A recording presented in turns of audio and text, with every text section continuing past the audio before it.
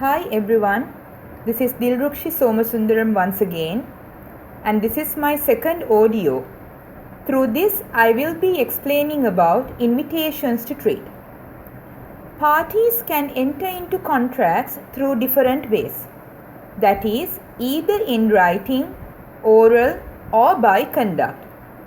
Assume a situation where a motor car dealer had displayed price tags on the vehicles that are parked in his showroom. The question is, should a customer purchase a particular selected vehicle at the given price?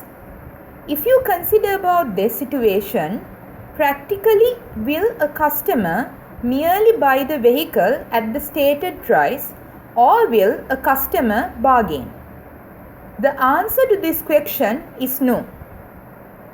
All of us are aware that no customer would simply buy a product at the displayed price.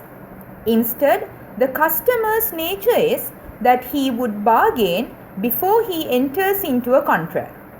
This is not only with the customer, even with the seller. Therefore, it is clear that the price tag which is attached onto the vehicle is not fixed. This leaves room for parties to enter into further negotiations. Therefore, this further negotiation is known as an invitation to trade. This, in other words, mean those who have displayed goods or price tags do not intend to consider them to be fixed. Instead, the sellers or their representatives, by displaying goods along with price tags, invite customers to visit or to give calls and bargain with them. Few examples of frequent invitations to trade are adverts and display of goods. In order to explain this, I would adopt the landmark case of Fisher versus Bell.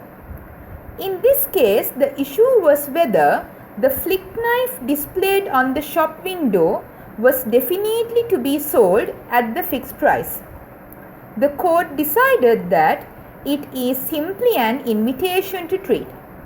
This is because the customer is the one who would make an offer to the seller by visiting into the shop. Similarly, in Partridge versus Crittenden, the advert displayed on the shop window, which stated the types of birds along with the prices, were decided to be an invitation, as the customer is the one who would select the particular category of bird and then would enter into an offer. Accordingly, it is clear that generally an invitation to trade do exist before fundamentals of a contract are established. That is, before an offer along with an acceptance, there is a stage of negotiations, which is known as invitation, as explained by me earlier. Referring back to my example about the car sale, although prices are attached onto the vehicles, those prices are subjected to alterations, which will obviously depend on the negotiations that takes place between the parties. Hypothetically, imagine if a price tag is attached onto a car where a car is of a latest brand and the price tag does not tally with the car. In other words, the price attached to the car is far more cheaper than the latest model of the car. On such situations, will a seller technically sell the brand new car at the cheap price? Answer is no.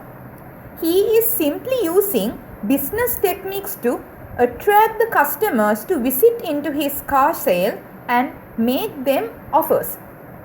So this pre-contractual stage or the negotiation process is in fact needed for the parties to enter into a valid contract by first expressing themselves.